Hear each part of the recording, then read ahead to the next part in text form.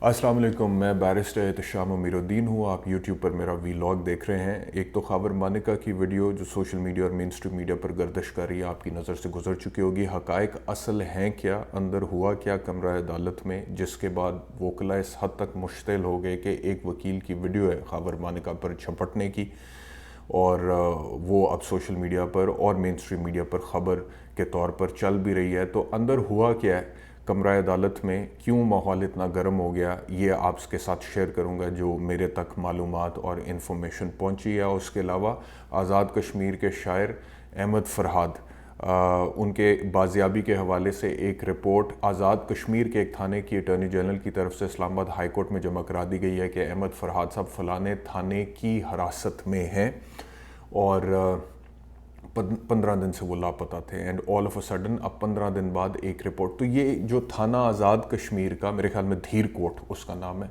ये इतना clandestine, secret, classified तरीके से कैसे काम करता है और कैसे ये मामलात इस तरह, इस पर भी थोड़ी बात करेंगे। लेकिन सबसे पहले हामिद मीर साहब का एक कॉलम जो है, बल्कि ये बाद में ही मैं पढ़ूंगा। हामिद मीर साहब ने एक कॉलम लिखा है कंपनी की हुकूमत के उन्वान से। बड़ा ज़बरदस्त कॉलम है और बड़े खुले तरीके से उन्होंने बात किया और बड़ा उसका एक बैकग्राउंड, पस मंज़र और तारीख़ में और माजी में जाके ईस्ट इंडिया कंपनी से शुरू होकर उसको आज के हालात से उन्होंने जोड़ने की कोशिश की है। और मैंने जब वो कॉलम पढ़ा है तो सर्टनली मैं समझता हूँ कि काबिल तारीफ़ है और इसके लिए हिम्मत भी चाहिए इस तरह का कॉलम लिखने के लिए। और हामिद मीर साहब से आप बहुत सारे इशूज़ पर इख्तलाफ कर भी सकते हैं, लेकिन इस चीज़ पर तो इख्तलाफ नहीं है कि उनकी एक स्ट्रगल तो है एज अ जर्नलिस्ट जमहूरियत के हवाले से, जमहूरियत के हक़ में। मैं चंद सहाफ़ी जिनको समझता हूँ कि जो वाकई में कदावर शख्सियात हैं शोबा सहाफ़त में पाकिस्तान में, उनमें से एक हामिद मीर को समझता हूँ। और हामिद मीर का कॉलम अगर आप पढ़ें और उसके बाद आप सुहेल वड़ाइद साहब का या फिर इंसार अब्बासी साहब का कॉलम पढ़ें तो आपको पता लगता है कि वो जो लिखे गए कॉलम हैं, वो जो राइटिंग्स हैं, वो जो तहरीरें हैं, वो कितनी बोनी मालूम होती हैं इस तरह की तहरीर के मुकाबले में जो हामिद मीर ने लिखी है। तो मैं खैर इसके ऊपर भी बात करूँगा, ये पूरा आपसे शेयर करूँगा। सबसे पहले आ जाते हैं ख़ाबर मानिका पे। देखें, सिचुएशन ये थी कि अदालत ने फ़ैसला महफूज किया हुआ था जो सुनाना था, और वो फ़ैसला जो है ख़ाबर मानिका को शक ये था, गुमान ये था, नज़र ये आ रहा था हालात के हिसाब से कि इस फ़ैसले में इमरान खान को रिलीफ़ मिलना है, बुशरा बीबी को रिलीफ़ मिलना है, जो कि नीचे सज़ा हुई थी। तो वो रिलीफ़ इमरान खान साहब को मिलने जा रहा है। पिछली डेट से ही, कुछ डेट पहले तो ख़ाबर मानिका की तरफ से ताख़ीरी हरबे इस्तेमाल किए गए थे पिछली तारीख़ों पे। उसके बाद पिछली डेट पे ख़ाबर मानिका ने जज पे अदम एतमाद का इजहार कर दिया था और कहा था कि मुझे आप पे भरोसा नहीं और आपने ऐसे किया वैसे किया। जज साहब अपनी सफाई देने पे लग गए, बैक सीट पे चले गए, डिफेंसिव हो गए। और उसके बाद लेकिन फिर भी फ़ैसला उन्होंने कहा कि मैं सुनाऊँगा, जो कि महफूज हो गया। अब आज फ़ैसला सुनाया जाना था, उसको महफूज किया गया था, लेकिन उस चीज़ को अब क्योंकि मुझे लगता है कि वो मामलात मैनेज नहीं हो सके, कम से कम इस जज की हद तक, तो ख़ाबर मानिका को ये टास्क दिया गया था दैट वन वे और दी अदर आपने जज के ऊपर अदम एतमाद करना है और जितने शदीद तरीके से कर सकते हैं करना है, जितनी बदतमीज़ी कर सकते हैं करना है, जितना कीचड़ उछाल सकते हैं आपने उछालना है। तो वो उन्होंने वही किया और इवेंचुअली उन्होंने जज से भी अदम एतमाद एक दफ़ा दोबारा इतना स्ट्रांगली किया कि मकसद पूरा हो गया। अब ख़ाबर मानिका को अगर कोई थप्पड़ पड़ा है या कोई वकील उनके ऊपर झपटा है तो वो एक अलग बात है, जो कि नहीं होना चाहिए, बिल्कुल नहीं होना चाहिए।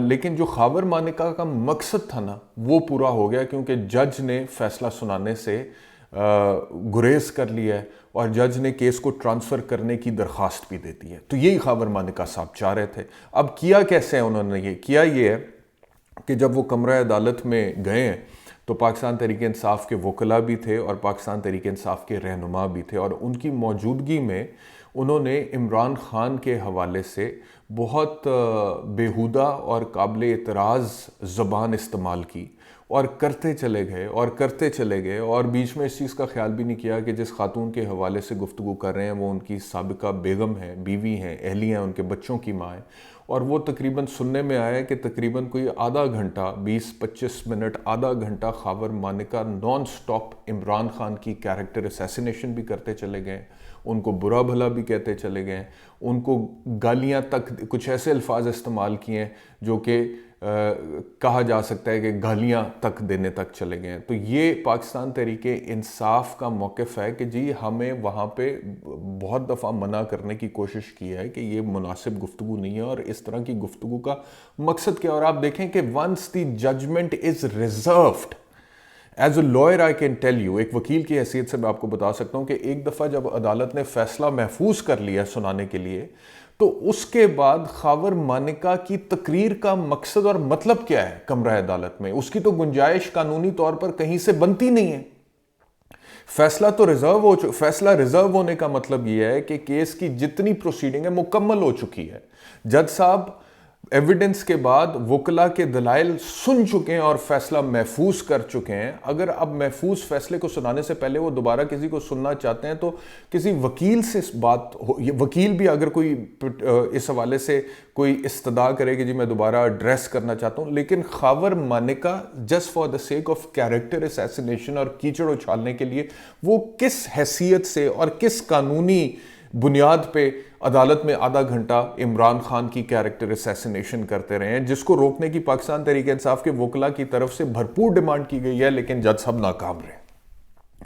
جب جج صاحب ناکام رہے اور وہ نہیں اس کو روک سکیں اور خاور مانیکا نے بھرپور اپنا جو کام سونپا گیا تھا مانیکا کو وہ اس نے کیا ہے, تو پھر اس کے نتیجے میں پاکستان تحریک انصاف کے وکلا کچھ مشتعل ہوئے ہیں اور انہوں نے پھر خاور مانیکا کے خلاف کچھ میرے خیال میں نعرے بازی وغیرہ بھی کی ہے, اور خبریں یہ بھی ہیں کہ کمرہ عدالت میں ان کو ٹارگٹ کرنے کی کوشش کی گئی ہے. لیکن پھر آپ نے دیکھا کہ ان کے جو وکلا ہیں انہوں نے حصار میں خاور مانیکا کو لیا اور وہاں سے نکالا اور پھر لے کر جا رہے تھے, تو پھر ایک وکیل جو ہے اس نے آ کے خاور مانیکا کے اوپر جھپٹا ہے اور میرے خیال میں تھپڑ مارا ہے یا مارنے کی کوشش کیا. خاور مانیکا امیڈیٹلی نیچے گراؤنڈ پر گرے اور پھر دوڑ لگا دی ہے, and then he sat in his car, اور اس کے بعد ایک وکیل نے پانی دیا اور وہ پھر پانی کی بوتل پکڑی اور گاڑی وہاں سے چلی گئی ہے. تو خاور مانیکا کا جو کیریکٹر ہے وہ تو میں پہلے دن سے کہہ رہا ہوں اتنا بلو دا بیلٹ ہے, اتنا نیچے وہ شخص ایک مرد کی حیثیت سے سٹوپ کر چکا ہے کہ توبہ ہے, اور مردانگی کی توہین ہے کہ اس طرح بھی کوئی شخص کوئی مرد جو ہے وہ کر سکتا ہے سابقہ بیگم کے ساتھ, اور اس طریقے سے استعمال ہو سکتا ہے جس طرح وہ استعمال ہو رہا ہے, اور جو بھی سچویشن ہے وہ آپ کے ساتھ. تو لیکن جو مقصد تھا خاور مانیکا کا وہ مقصد پورا ہو گیا, وہ میں نے آپ کو بتا دیا. اب آ جاتے ہیں, اب وہ فیصلہ جو ہے وہ جج صاحب نہیں سنا رہے. اب آ جاتے ہیں جی احمد فرحاد صاحب کی طرف. 15 دن سے لاپتہ تھے اور 15 دن سے کوئی پتہ نہیں چل رہا تھا کہ کدھر ہیں, اور اسلام آباد ہائی کورٹ نے اس حوالے سے جو سماعت کی ہیں ایونچولی اب سیکٹر کمانڈر کو بلایا ہے ISI کے اور MI کے. تو اٹارنی جنرل صاحب نے دھیر کوٹ تھانہ آزاد کشمیر کی رپورٹ لا کر دے دی ہے کہ حضور والا یہ تو تھانہ آزاد کشمیر 15 دن سے. ناؤ دا کوشچن از کہ 15 دن سے اب قانون یہ کہتا ہے کہ اگر کوئی تھانہ کسی ملزم کو حراست میں لیتا ہے تو 24 گھنٹے کے اندر اس نے متعلقہ میجسٹریٹ کی عدالت میں اس کو پیش کرنا ہے, کیونکہ اس سے اوپر وہ اپنے پاس بغیر میجسٹریٹ کی آرڈر کے رکھ نہیں سکتا. تو پہلے تو یہ بتایا جائے کہ 15 دن میجسٹریٹ کے پاس اس کو پیش نہیں کیا گیا احمد فرحاد کو, اور اگر کیا گیا ہے تو وہ اتنا کلینڈسٹائن طریقے سے سیکرٹ طریقے سے کیسے کیا گیا ہے, کیونکہ قانون میں اس کی گنجائش نہیں ہے. ملزم کا رائٹ ٹو کاؤنسل ہے, اس کی فیملی کو پتہ لگنا چاہیے. پورا ملک ڈھونڈ رہا ہے, پاکستان ڈھونڈ رہا ہے, اس کے گھر والوں کو تو آپ چھوڑ دیں, اسلام آباد ہائی کورٹ ڈھونڈ رہی ہے, سو مچ سو کہ سیکٹر کمانڈر ISI اور MI کو طلب کر رہی ہے, اور کسی کو پتہ نہیں چلا کہ وہ تھانہ آزاد کشمیر کی حراست میں ہے, دھیر کوٹ تھانہ کی, اور وہاں پہ اس کو عدالت میں بھی پیش کیا گیا ہے. اگر کیا گیا ہے تو وہ ریکارڈ کتنا سیکرٹلی کلینڈسٹائن طریقے سے خفیہ طریقے سے مینٹین کیا گیا. یہ ہوتا ہے قانون کا مذاق اڑانا جو کہ اڑایا جا رہا ہے, اور حالات دن بدن اس طرح بریک ڈاؤن کی طرف جا رہے ہیں, بلکہ بریک ڈاؤن تک چلے گئے کہ پاکستان میں اب میری جس سے بھی پاکستان میں بات ہوتی ہے لوگ میں میڈیا کے لوگوں سے بات کر رہا ہوں, کچھ پولیٹیشین سے بات ہوتی ہے, کچھ بزنس مین سے بات ہوتی ہے, لوگ اس حد تک ڈس اپوائنٹ ہوئے ہیں, اس حد تک ڈس اپوائنٹمنٹ کا شکار ہے کہ میں جب بھی بات کرتا ہوں انہیں کہتا ہوں کہ یار میں پاکستان آنے کا سوچ رہا ہوں, میں پاکستان آ رہا ہوں, تو وہ کہتے ہیں تو کیوں آ رہا ہے, پاکستان میں تو کچھ بچے نہیں. یہ حالت ہے لوگوں کے مائنڈ سیٹ کی اس وقت پاکستان میں کہ تم کیا کرنے آ رہے ہو. میں کہتا ہوں یار میرا ملک ہے, میں نے واپس آنا ہے, معاملات آگے کوئی لے کے چلنے. امریکہ میں جو بھی چیزیں وغیرہ وقت تھا اس کو میں نے پروڈکٹیو طریقے سے گزارا ہے. Now I want to come back to Pakistan. تو وہ کہتے ہیں کہ نہیں, پاکستان میں تو کچھ بچا ہی نہیں ہے, پاکستان تو بالکل معیشت برباد ہو گئی ہے, حکومت کوئی ہے ہی نہیں, سیاسی عدم استحکام ہے, لالسنس ہے, قانون ہے ہی نہیں, نہ قانون کی بالادستی. اور ایک عجیب سی فرسٹریشن ہے پاکستان میں, ڈس اپوائنٹمنٹ ہے, ڈپریشن ہے, اور وہ آپ کو خبر نامے میں نظر بھی آتا ہے. کہیں پر خاور مانیکا پہ حملہ ہو رہا ہے, کہیں پر رؤف حسن پر حملہ ہو رہا ہے, کہیں پر بحریہ ٹاؤن کا بلڈنگ جو ہے اس کو سیل کیا جا رہا ہے, ریکارڈ قبضے میں کیا جا رہا ہے, چھاپا مارا جا رہا ہے, کہیں پہ پی ٹی آئی کا دفتر گرایا جا رہا ہے, کہیں پہ عمران خان کے حوالے سے 10 خبریں آپ کو آتی ہیں کہ آج یہ زیادتی ہوگی, آج یہ ہوگی, آج یہ ہو گئی. کہیں پہ نواز شریف اور شہباز شریف کی جو خود غرضی ہے وہ آپ کو نظر آتی ہے سیاسی طور پہ. کہیں پہ اسٹیبلشمنٹ کی بے حسی نظر آتی ہے کہ اسٹیبلشمنٹ کو کوئی فرق ہی نہیں پڑا, وہ اسی طریقے سے چلنا چاہتی ہے. اور اس ساری سچویشن میں پاکستان کا جو ایک عام غریب آدمی ہے وہ حیران ہکا بکا بیٹھا. اب تو چیخیں مار مار کے بھی تھک گیا اپنے حقوق کے لیے. حیران ہکا بکا بیٹھا ہے کہ یہ بڑوں کی لڑائی میں ہو کیا رہا ہے میرے ساتھ اور میرے بچوں کے ساتھ. تو یہ اس وقت پاکستان کا منظر نام ہے. اب میں آ جاتا ہوں حامد میر صاحب کے کالم کی طرف. بڑا دبنگ کالم ہے, اس کا ٹائٹل ہے کمپنی کی حکومت. میر صاحب کہتے ہیں جی کہ, اور یہ میں اس وجہ سے پڑھا ہوں کیونکہ بہت سارے لوگ کالمز نہیں پڑھتے ہیں, بہت سارے لوگ صرف وی لاگ سنتے ہیں. تو یہ کالم جو ہے میں اس وجہ سے اپنے وی لاگ میں پڑھ رہا ہوں تاکہ جن لوگوں نے کالم نہیں پڑھا ہے ان تک یہ کالم پہنچے. حامد میر کی جو تحریر ہے وہ کہتے ہیں کہ جن معاشروں میں قانون کی حکمرانی نہیں ہوتی وہاں مزاحمتی شاعری قتل سے بڑا جرم بن جاتی ہے. جس ریاست کے ادارے ایک شاعر سے خوفزدہ ہو کر اسے قید میں ڈال دیں, کیونکہ یہ احمد فرحاد کے حوالے سے اس وجہ سے پڑھوں, جس ریاست کے ادارے ایک شاعر سے خوفزدہ ہو کر اسے قید میں ڈال دیں یا لاپتہ کر دیں, وہ ریاست اندر سے ٹوٹ پھوٹ کا شکار ہوتی ہے. برطانیہ کا مشہور شاعر جان ملٹن بادشاہت کے خلاف تھا, اس لیے 1660 میں سے گرفتار کر لیا گیا. لیکن وقت گزرنے کے ساتھ ساتھ برطانوی معاشرے میں اتنی برداشت پیدا ہو گئی کہ وہاں اختلاف رائے کو جمہوریت کا حسن قرار دیا جانے لگا. برطانوی معاشرے میں اندرونی ٹوٹ پھوٹ کو ختم کرنے میں جمہوری رویوں نے اہم کردار ادا کیا, لیکن دوسری طرف برطانیہ نے ایسٹ انڈیا کمپنی کے ذریعے ہمارے خطے میں اپنی لوٹ مار جاری رکھی اور نو آبادیاتی نظام کے خلاف اٹھنے والی ہر آواز کو دبانے کی کوشش کی. برطانوی سامراج بھی باغی شاعروں اور ادیبوں سے خوفزدہ رہتا تھا. یہی وہ زمانہ تھا جب باری الیگ نے کمپنی کی حکومت کے نام سے ایک کتاب لکھی. اب مجھے وہ اردو میں لکھا ہوا ہے, انگریزی کا نام ہے تو مجھے صحیح پروننسیشن اس کا نہیں آ رہا. آئی تھنک بیری ایلگ ہے یا کیا ہے, آئی ڈونٹ نو. بیری ایلگ نے کمپنی کی حکومت کے نام سے ایک کتاب لکھ کر برطانوی حکومت کے چہرے سے جمہوریت اور انسانی حقوق کا نقاب نوچ ڈالا.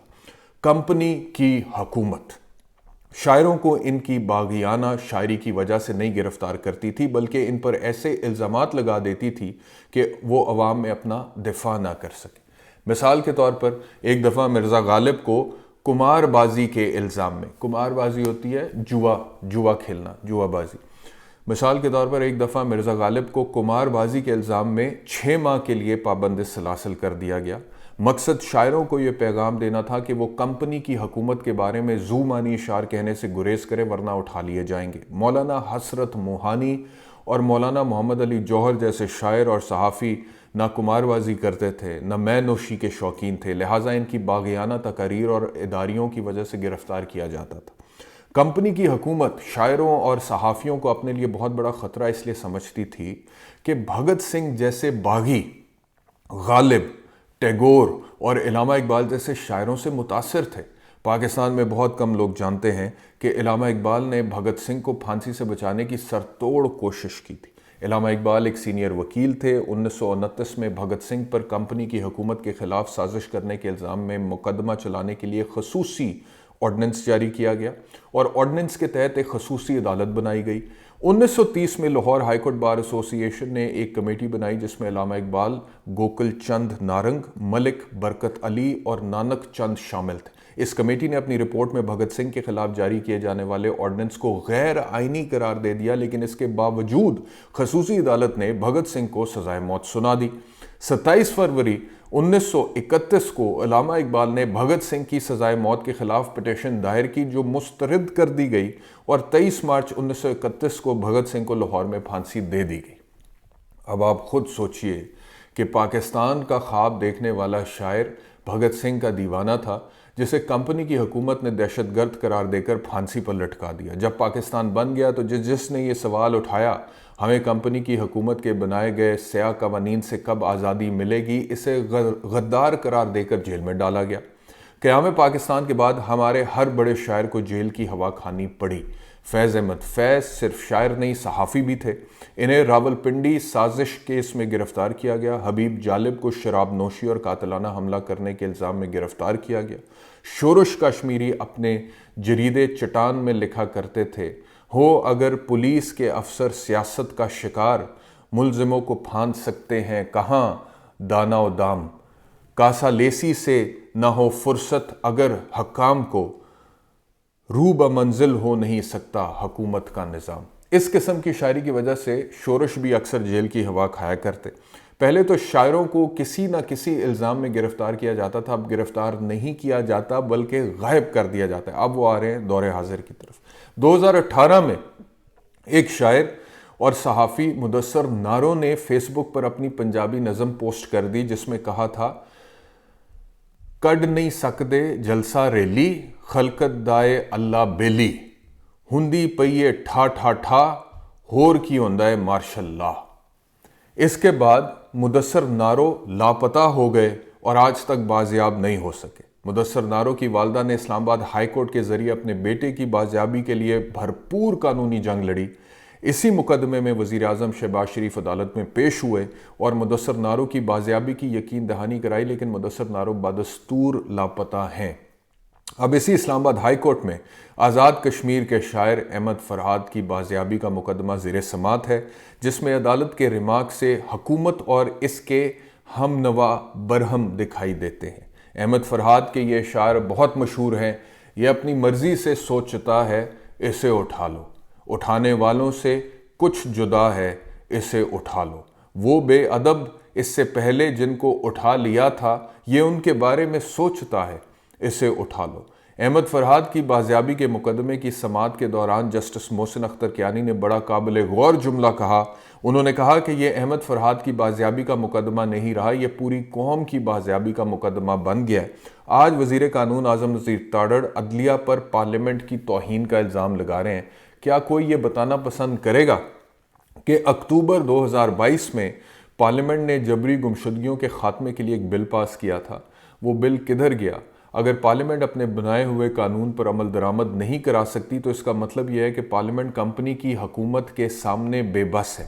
کرمنل لاز ترمیمی بل 2022 کے ذریعے پاکستان پینل کوڈ 1860 میں ترمیم کر کے جبری گمشدگی کو قابل سزا جرم قرار دیا گیا۔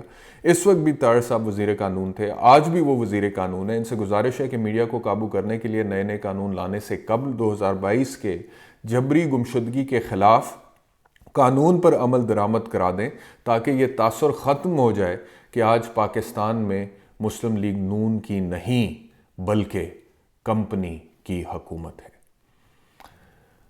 ویری گرپنگ پیس اینڈ بہت آرٹیکولیٹ ہے، ٹو دا پوائنٹ ہے، کمپریہنسو ہے، ہسٹوریکل بھی ہے اور دور حاضر کے حوالے سے بھی بہت زبردست طریقے سے احاطہ کرتا ہے حامد میر کا یہ کالم۔